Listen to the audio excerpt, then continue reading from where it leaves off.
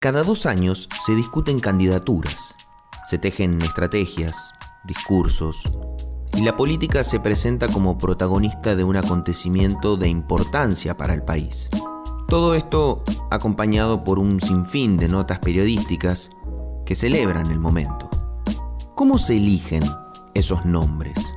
¿Cuánto le interesa a la sociedad? ¿Cuánto participa? Hoy presentamos Cierre de listas. ¿Show o política? Atención. Atención, porque a una semana del cierre de listas, las elecciones están al rojo vivo. Y antes de ponerme ya a charlar con los dos, con Del Caño, con Plaini sobre esto, Lorena Toso, amplíame, contame un poquitito. ¿Qué pasa? Una semana, están todos al rojo vivo total. ¿Qué pasa? Todos al rojo vivo.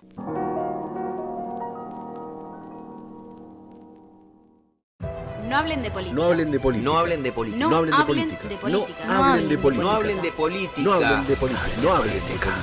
Hablen de política.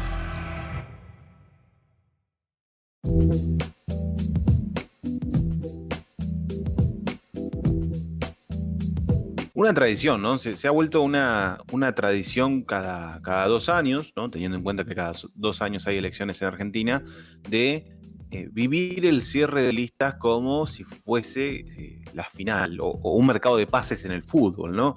Esto de que tal va a ir acá, tal va a ir allá, este espacio político no va a presentar lista, este sí, los nombres, las figuras, los lugares, los acuerdos. El cierre de listas es un poco ese show de último minuto del mercado de pases, pero detrás también hay mucha política y hay mucho por analizar. Es un evento con muchas particularidades que se ha mediatizado mucho en el último tiempo, pero que no deja de ser un hecho importante para la política. Bienvenidos justamente a No Hablen de Política, un podcast para hacer todo lo contrario. Mi nombre es Alexis Grierson. Volví después de una pequeña ausencia. Estamos haciendo como una pequeña rotación cada episodio. Hay alguien que se mantiene. Le mandamos un saludo a Yami, que nos está acompañando desde los controles técnicos, desde la nave nodriza de este hermoso podcast. Y a mi lado, o enfrente, vamos a simular una situación virtual, está mi compañero, mi amigo, el señor Leandro Lora. ¿Cómo andas, Leo?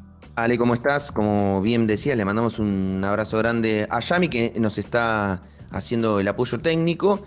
Esto es así, tenemos algunas complicaciones de nuestra vida cotidiana que a veces... Es la vida misma. Es la vida misma, que nos dificultan estar al 100% en la voz argentina.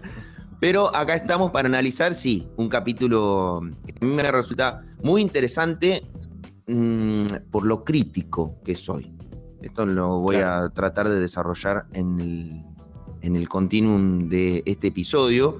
Pero que bueno, que se consuma cada 2 años, ¿no? El cierre de listas, y particularmente el cierre de listas está asociado, en realidad no cada 2, sino cada 4, ¿no? Porque tiene que ver con elecciones intermedias. Y eso también me parece que es interesante como elemento a tener en cuenta, que el cierre de listas está asociado a aquella instancia que tiene la política vinculada directamente con la elección legislativa, ¿no? Y eso tiene un elemento diferencial de cuando es una elección ejecutiva, porque la discusión pasa por otro lado, pasa por otros nombres, pasa por otras estrategias también. No es lo mismo elegir presidente, presidenta en sus candidaturas que elegir legisladores o legisladoras, ¿no? Pasa por otro lado la política, lo encara desde otro lado, me parece, la prensa lo encara desde otro lado, y supongo que el conjunto de la sociedad también lo recibe de otra manera, si es que lo recibe. Bueno, ese es un punto interesante a tener en cuenta. A ver, como primera, por ahí, no sé si desacuerdo, pero sí contrapunto, yo considero que los cierres de listas sí son cada 2 años. Lo que pasa es que se discuten cosas distintas, ¿no? Cada 2 años esperamos nombres distintos. Cuando hay una elección ejecutiva, muchas veces lo que esperamos del cierre de listas es quién va a ser el candidato a presidente, vicepresidente, gobernador, intendente, y no mucho más. No deja de ser, obviamente, un espacio rutilante. También es cierto que los cierres de listas ejecutivos tienen distintas formas de encararlo, teniendo en cuenta, por ejemplo, lo que pasó en 2019 con Cristina Fernández de Kirchner. Digo, el cierre de listas arrancó en mayo, cuando Cristina decide que Alberto Fernández sea el candidato a presidente y ella a la vicepresidencia, hecho que se consumó definitivamente. Tal es así que en ese cierre de listas de 2019 obligó a Macri a confirmar rápidamente su candidato a vicepresidente, que en ese momento fue Miguel Ángel Pichetto. Lo que tienen por ahí los cierres de listas legislativos, de años legislativos, es que hay muchos más nombres en danza y se analiza mucho más los sectores políticos que integran los frentes, ¿no? Si a uno le fue mejor en el cierre, si a otro más, se ratifican los liderazgos, se cuestionan los liderazgos y obviamente hay ganadores y perdedores, ¿no? Nadie puede ir primero en la lista, nadie puede ir segundo, todos, al contrario, todos no pueden ir siempre en el primer lugar, no todos van a ir siempre en el segundo, y a medida que va bajando, obviamente van disminuyendo el porcentaje de posibilidades que tienen de ingresar al Congreso, al Consejo Deliberante o a la legislatura bonaerense. Eso me parece que lo empieza a hacer atractivo al cierre de listas en lo mediático, que va a haber gente que va a ganar y gente que va a perder, como si fuese un partido de fútbol, ¿no? Claro, y ahí es donde entra mi principal crítica. Esto no es un partido de fútbol, esto no es mediático, esto tiene un montón de elementos que empiezan a aparecer en la discusión del cierre de listas que a mi criterio distorsionan el objetivo central de la política. Y lo distorsionan a tal punto que pasan por encima de los objetivos centrales, como los entiendo yo, de la política, y terminan pesando más. Pesa más lo mediático, pesa más el show, pesa más el misterio, pesa más la intriga, pesa más el marketing. Todas nimiedades, digamos, ¿no? Que no hacen a la discusión central. Por eso yo hago una distinción entre una elección ejecutiva, ¿no? Cuando se empiezan a definir candidaturas para cargos ejecutivos. La centralidad, la discusión, y entiendo que el impacto sobre el conjunto de la sociedad es distinto, porque, sobre todo para un sistema como el nuestro, que yo creo que también esto tiene que ver, ¿no? Nuestro sistema político, nuestro presidencialista, fuertemente, obviamente hace que tenga mucha más importancia y mucha trascendencia y mayor interés en el conjunto de la sociedad, bueno, saber quiénes son las personas que se postulan para ocupar ese cargo tan importante como es la presidencia de la nación. Y por qué tal vez no es tan importante, y lo digo tal vez porque, ojo, cada uno puede tener sus opiniones en relación a cuál es el impacto que cree que existe en el conjunto de la sociedad, una elección legislativa, una elección de medio término. ¿Qué importancia le damos como sociedad a la Cámara de Diputados, a la Cámara de Senadores, y además cuál es el recorrido que hace esa discusión hasta definir quiénes son las candidaturas? Pero bueno. Este cierre particularmente fue muy interesante, porque, digo, como otras veces, me ha tocado seguirlo de cerca, obviamente, por mi laburo, como otras veces yo lo que veo, por lo menos así a primera vista, es que los dos principales frentes que discuten el país, por lo general discuten los proyectos de país, presentan en sus listas justamente ideas que tienen más que ver con un proyecto que con nombres en sí, ¿no? Digo, o por lo menos con lo que representan esos nombres, que es bastante interesante, porque si uno analiza los cuatro, vamos a decirlo de esta manera, los cuatro principales candidatos de las dos fuerzas, uno ve representatividad en sectores, ¿sí? No tanto el nombre en sí, tanto Juntos como el Frente de Todos han presentado dirigentes, posible que son los precandidatos ahora porque hay paso, que muestran más ideas que el nombre en sí, ¿no? Vayamos rápidamente a los nombres. Victoria Tolosa Paz encabeza el Frente de Todos, es una mujer más vinculada a lo social, ella ha estado muy, muy cercana a esta comisión, no recuerdo el nombre, de la lucha contra el hambre. Ha tenido un rol social bastante trascendente, aunque no trascendente por su nombre, sino trascendente por la temática, ¿no? Y ahí es donde aparece o se decide que sea la número 1. El número 2 es Daniel Goyán, es ministro de Salud de la provincia, ex ministro de Salud de la provincia de Buenos Aires. Creo que está todo dicho, ¿no? En un año de pandemia, en un año donde la salud ha tomado un eje central, me parece que la figura de Goyán justamente llega a discutir y a plantear estas cuestiones. Si nos vamos a Juntos, que ya no es más Juntos por el Cambio, ni cambiamos, se llama Juntos solo, encontramos a Diego Santilli. Diego Santilli, que es el vicejefe de gobierno de la Ciudad de Buenos Aires.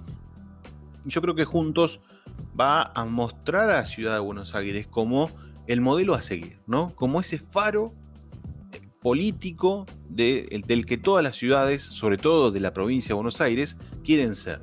Así como en 2013, el sector del Frente Renovador, ¿te acordás, Leo, con Massa y los intendentes Sí. querían? El faro era Tigre.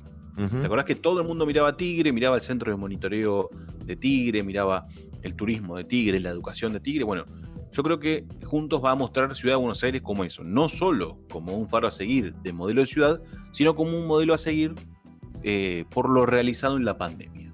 ¿Bien? Sí. A ver, suena convincente lo que estás diciendo, si se quiere. Ese análisis, ojo, puede ser contrastable tranquilamente. No, desde ya.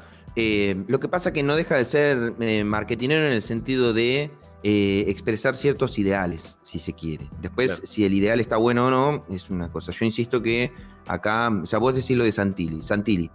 ¿Por qué Santilli, siendo el vicejefe de la Ciudad de Buenos Aires, va como el primer candidato a representar a la provincia de Buenos Aires?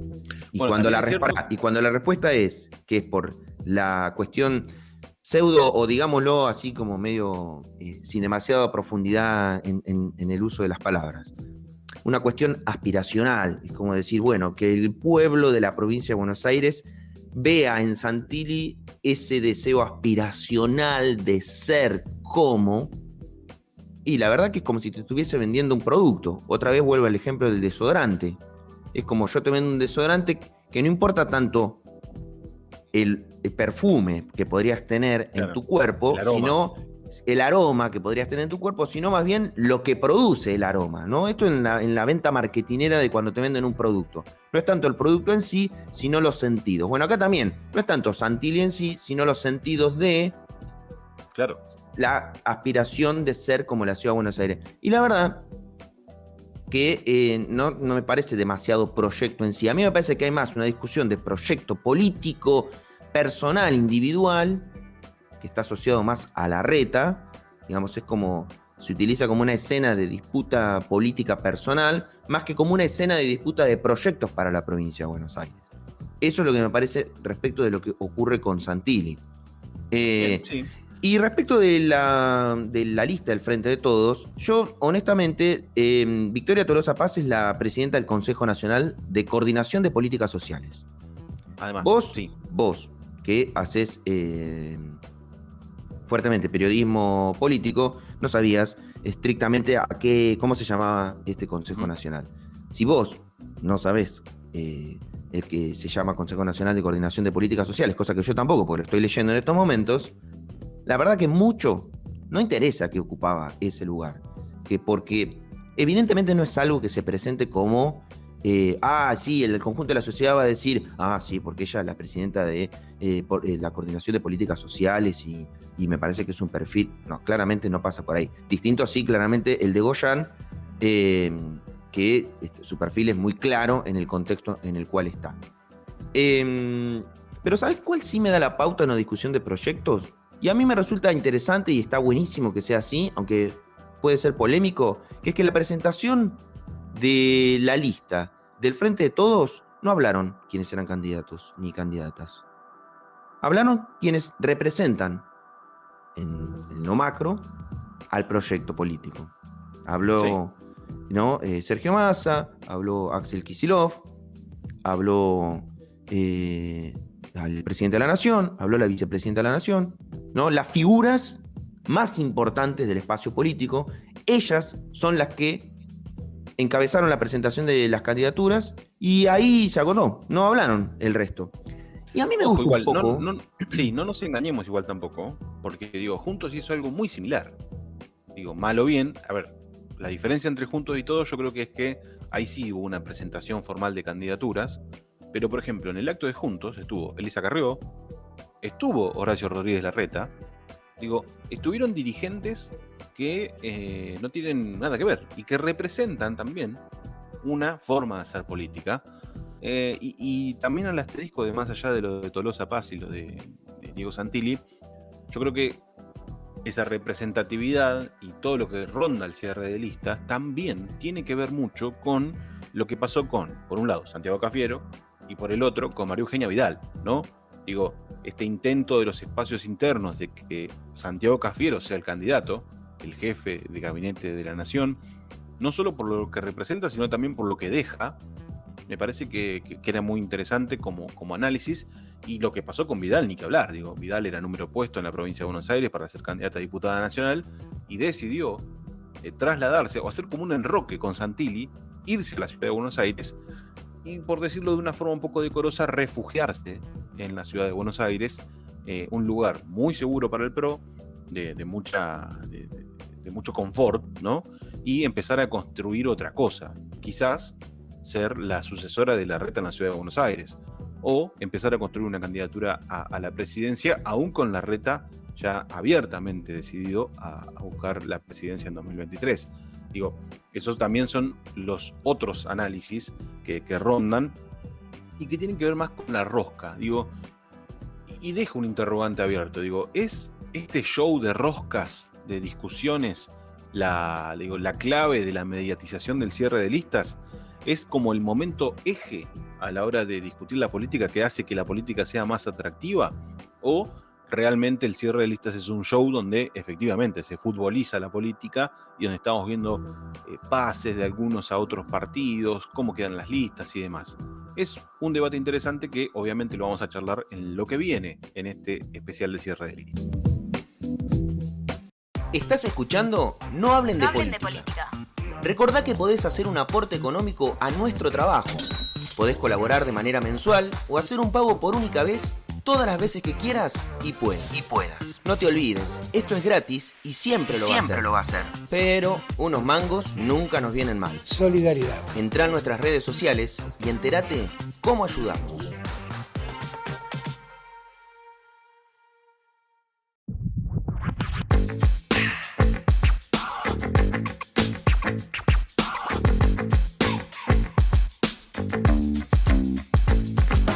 Ahora, es interesante, entender el cierre de listas con el rol que la política misma le da, ¿no? Si uno analiza, va a la justicia electoral y va al calendario electoral de este 2021, el cierre de listas tiene su fecha, ¿no? Tiene su fecha cada 2 años, es la fecha límite donde los partidos políticos o los frentes políticos tienen la posibilidad de presentar a las juntas partidarias electorales las listas que cada uno de los sectores va a presentar para competir en las elecciones, ¿no?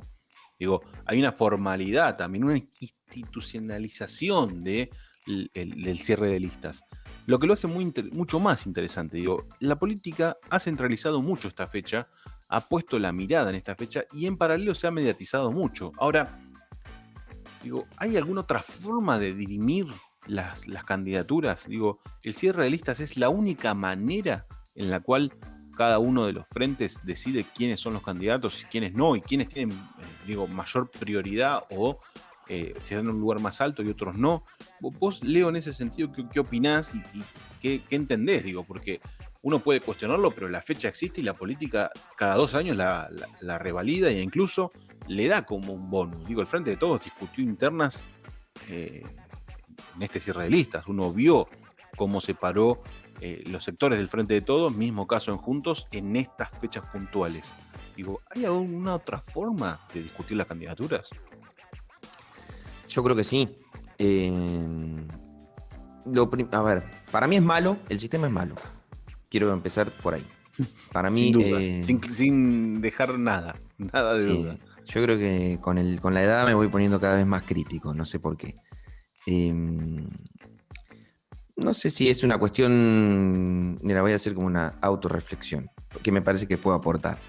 No sé si cuando uno es más joven es un poco más entusiasta con ciertas cosas, con ciertos mecanismos. Tal vez tiene momentos de la vida en los cuales que no están asociados estrictamente a la juventud. Esto lo quiero aclarar. Tal vez uno tiene más distintos momentos en la vida en los que confía más, ¿no? en nada, en las personas que toman las decisiones importantes y demás. Y por ahí pasa por alto algunas otras cosas o no son prioritarias.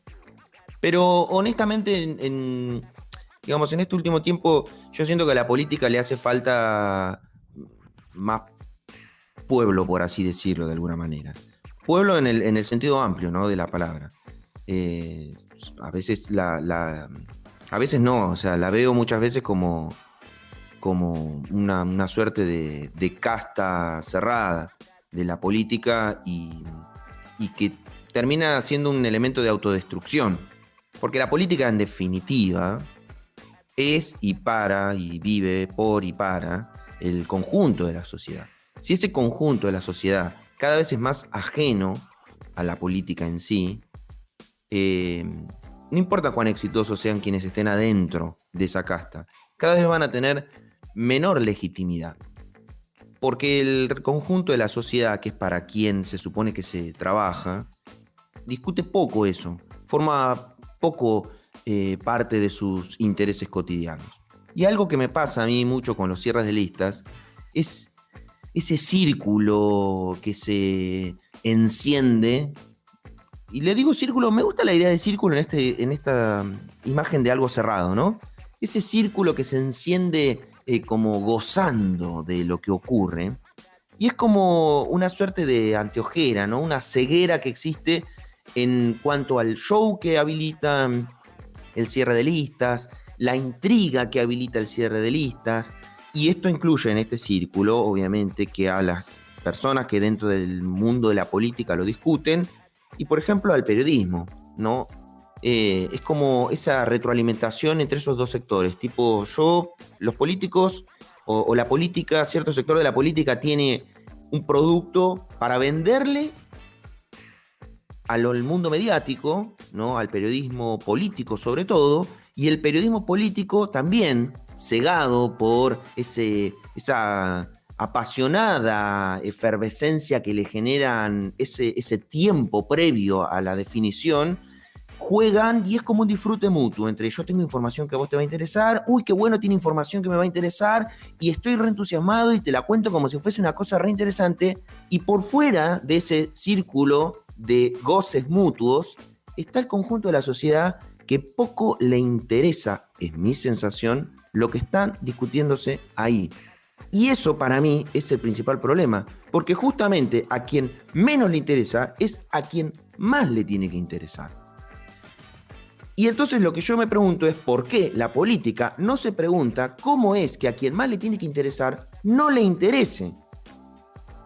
Es casi como si, no sé, es como alguien que tiene un objetivo por delante no esté preocupado por cumplir ese objetivo, sino por vivir ese momento en términos individuales como una experiencia propia personal. Y eso me resulta llamativo y yo creo que tiene una respuesta. Que la respuesta es que la política viene continuamente alejándose de la sociedad porque empieza a perder el sentido que tiene, que es el de transformar, pero el de transformar de manera colectiva, el de sentirse interpelado por aquellas personas, aquel ciudadano o ciudadana, como uno, por lo menos, al menos en materia superficial, que pretende representar y dirigir y tomar ciertas decisiones en representación del el resto del conjunto de la sociedad que no va a aspirar ni a postularse a algún cargo de representación.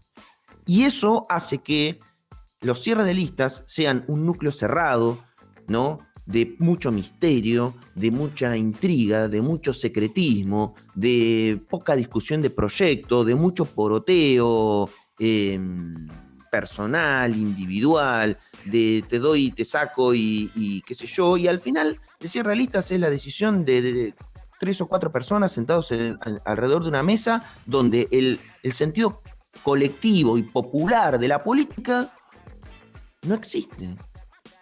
Y esas 4 personas sentadas gozando con 4 o 5 periodistas que están felices gozando de la intriga que está ocurriendo, mientras alrededor la gente poco le interesa, lo cual es un riesgo, porque que poco le interese es preocupante, porque hoy le interesa poco, mañana le interesa un poco menos, pasado le interesa un poco menos, y va a llegar un día en el que no le va a terminar de interesar en absoluto y además lo va a reemplazar por otra cosa. Y yo creo que eso es lo que no se advierte.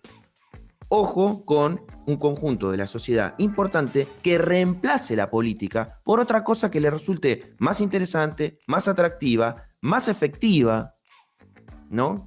Y que, no sé, si uno analiza el mundo en el que estamos viviendo, hay un montón de elementos a dar cuenta de quiénes están reemplazando a la política en su sentido más básico. Bien. Entonces sí. yo mi crítica, para cerrar esta idea, digo, mi crítica pasa no en sí por lo que ocurre en el cotidiano de cada 2 años esas discusiones. A mí me parece que eso es como la trampa en la que creer que no está pasando nada y están operando un montón de cosas socialmente que no se advierten y que cuando llegue el momento en el que explote van a decir, ay, ¿cómo pasó esto? Y si hace décadas que están haciendo lo mismo. Todo cerrado, todo es un show, nadie discute, discuten pocos, cierran una cosa y después presentan y nadie se siente parte de esa discusión. Explotó la política y la cambiaron por algoritmos y empresas privadas. A ver, coincido en 50%, más o menos. Bueno, pensé que... Sí, es un buen porcentaje. Digamos, tratemos de generar polémica con el 50, entonces. Sí, yo creo que la política está utilizando, por lo menos hasta ahora, mecanismos que en otros ámbitos funcionan. Digo, ¿por qué un mercado de pases en el fútbol es tan exitoso? ¿Por qué todo el mundo está viendo a ver si la estrellita va a jugar en mi club, si el nombre rutilante va a estar ahí o va a representar a la selección argentina o lo que fuere, ¿no? Digo, ¿por qué si eso es tan exitoso, por qué en la política no? Yo creo que tengo un ensayo, una respuesta. Yo creo que el periodismo, digo, así como le sirve el mercado de pases en el fútbol, le sirve el cierre de listas. Digo, tienen los mismos formatos no sé, de trabajo incluso. Esto de tratar de averiguar un dato que nadie lo tiene, tratar de velar, digo, sería totalmente hipócrita decir que el periodista que hubiese sabido que Alberto Fernández iba a ser candidato a presidente antes de que se anuncie, no hubiese tenido la bomba del año en sus manos, digo, y haberlo anunciado, creo que hubiese hablado muy bien de su trabajo. Pero más allá de eso, del trabajo periodístico, yo creo que la política cree, y ahí es donde yo acuerdo en parte con vos, que eso funciona, que el cierre de listas, en el formato que hoy por hoy se está dando, esto de llevar todo a último momento, de la expectativa, de ver qué hace el otro, de responder con una candidatura a otra candidatura previa y demás, yo creo que la política cree que eso funciona. ¿Por qué? Porque funciona en todos lados. Entonces, ¿por qué no va a funcionar en la política? Y yo creo que ahí, esa lógica es donde arranca a mostrar el error. Porque yo creo que la pregunta madre es, independientemente del cierre de listas, yo creo que de la política en general, es ¿qué espera la gente de la dirigencia política? Yo creo que esa es la pregunta madre. Y yo creo que la gente, o así por llamarlo algo homogéneo, yo sé que está mal, pero es un poco el común de la ciudadanía, no está esperando quién va a ser candidato, quién no, si encabeza, quién no encabeza, quién se queda afuera, sino que lo que está esperando es que se le solucionen problemas de su vida cotidiana, ¿no? Sí, pero yo ahí tengo una crítica. Que eso también es parte del problema. Perdón que te interrumpa. Sí. Pero el problema también es creer que la política es que la gente espere qué. Eso es un error de la política. Porque si la gente espera qué, es que la gente, hablando así, ¿no? Como estamos muy masistas. La gente. Sí. El problema de la política es yo hago y el resto espera. Y ahí está el problema. No es yo hago y el resto espera. Me quedo así cruzado de brazos, yo estoy esperando que. No. Ahí tiene que haber una simbiosis entre, bueno, ¿y vos qué aportás? ¿Solamente votar cada 2 años cuando te ponen el nombre adelante de la mesa dentro del cuarto oscuro y agarrás el papel, lo metés en el sobre y te vas a tu casa? Eso es lo que se alimenta con todo este tipo con este sistema tan alejado del conjunto de la sociedad, que es que la política es cada 2 años te golpeo la puerta de tu casa, te dejo una boleta, te paso un papelito por abajo del coso, te espero el domingo en la escuela que te tocó, a entrar ahí, agarrar el papel, meterlo en el sobre y chao, te fuiste a tu casa, no hiciste más nada. Y eso, la política también es culpable de que solamente sea eso por momentos. Y otra cosa, vos decís, funciona. Para la política funciona como si fuese un partido de fútbol, porque para la política pareciera ser que funcionar es ganar. Solamente es ganar. Si se gana es que funciona. Y en la política no es que funciona cuando se gana, funciona cuando pasan un montón de otras cosas. Y el desafío que yo creo que tiene la política por delante es lograr que la política sea más cotidiana, que esté en el cotidiano, en el día a día, en la discusión constante.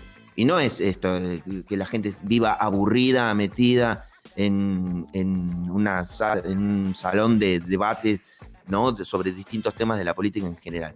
Me refiero a que uno se sienta más parte de las discusiones que se están tomando, de las decisiones que se están tomando, que se sienta más representado aún bajo el sistema que tenemos, que es este, que no se ha pensado otro, al margen de que podría pensarse otro, pero eso ya sería una discusión mucho más compleja. La idea del funcionar es ganar, para mí, es parte del error de la política. Creer que solamente es ganar y ahí funciona. Yo siento que, a ver, ¿por qué diciendo con vos? No digo que esté mal lo que vos decís, digo que es utópico.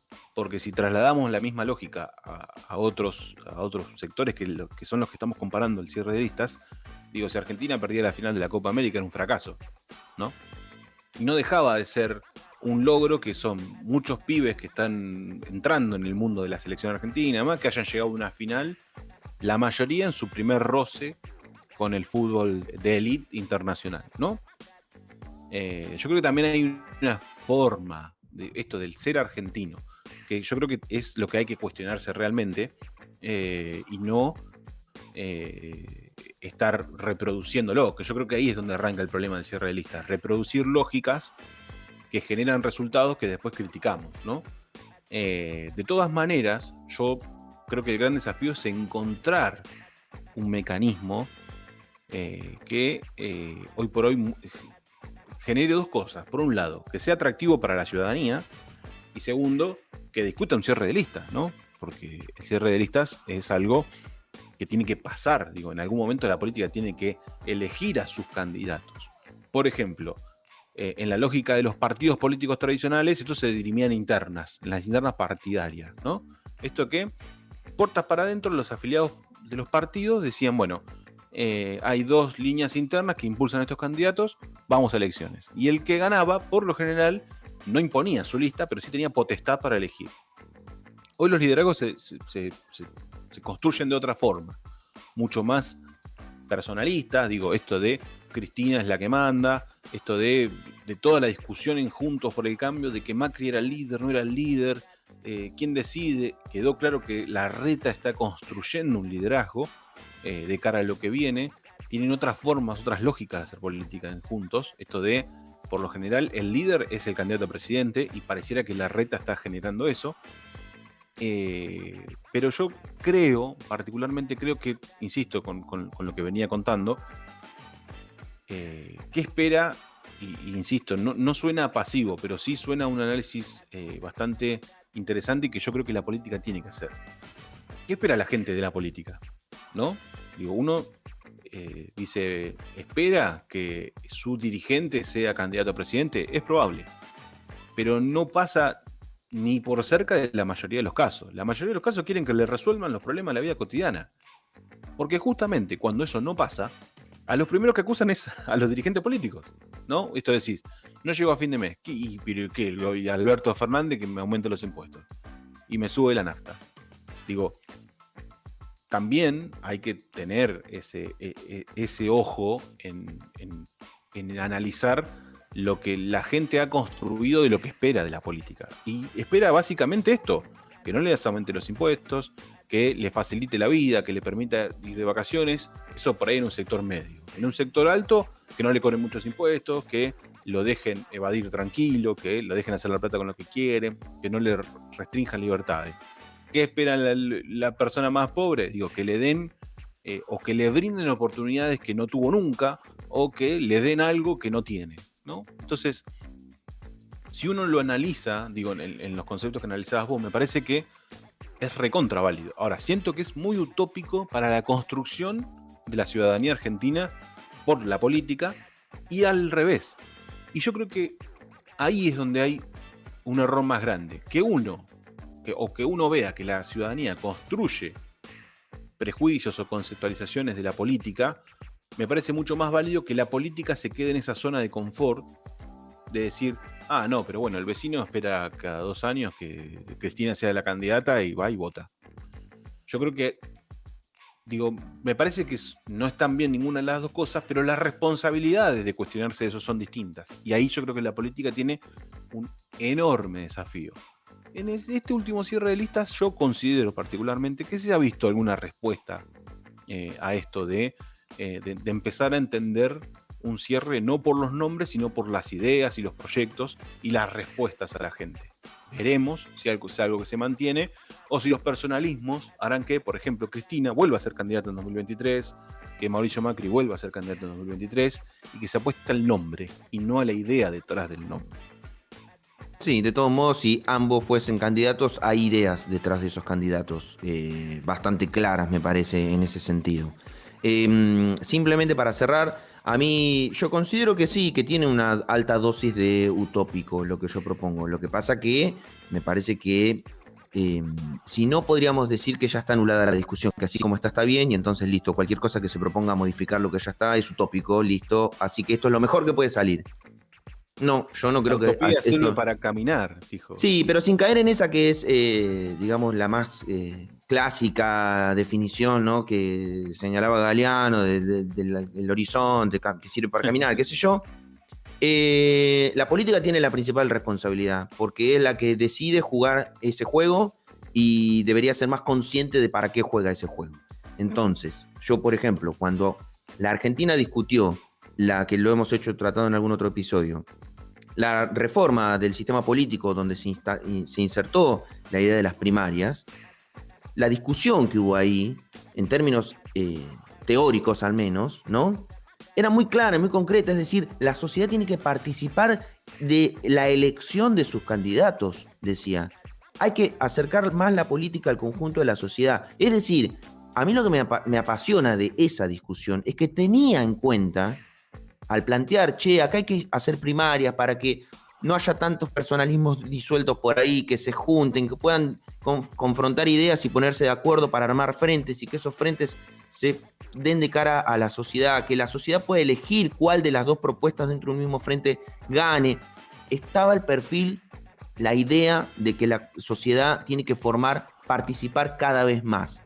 Eso no se puede abandonar. Y eso no es utópico, esa era una discusión real, concreta. Lo que pasa es que después se lo fagocita la discusión del poder. Entonces, el desafío lo tiene la política, de poder lograr un equilibrio entre el poder que están discutiendo y la posibilidad de ser honestos con la política y con el conjunto de la sociedad. Yo creo que ese es el desafío. Que lo tomen lo utópico como camino, bueno, si lo quieren tomar como camino, tómenlo. Ahora, que necesita ser discutido, pues no puede ser que 4 decidan cosas que al resto no le interesa y que el resto sea solo convocado para votar y que solamente espere cruzado de brazos que le solucionen los problemas, porque la política es mucho más que eso.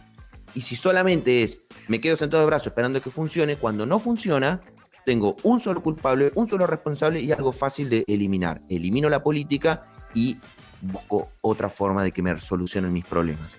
Y eso es lo que puede llegar a pasar y es grave, porque ya tenemos gente invirtiendo plata en volar al espacio, ¿sí? Que aparenta ser mucho más eficiente que aquellos que te proponen cada 2 años solucionarte la vida. Bueno, espero que hayas volado hasta el espacio con este episodio y que te hayas quedado pensando un montón en este tema y en tantos otros, porque no es el único. Si te vas a nuestro canal de Spotify, a nuestro canal de YouTube, vas a encontrar un montón de temas en los que discutimos y en los que hemos decidido en esta tercera temporada, junto a Yami, junto a Leo, no hablar de política.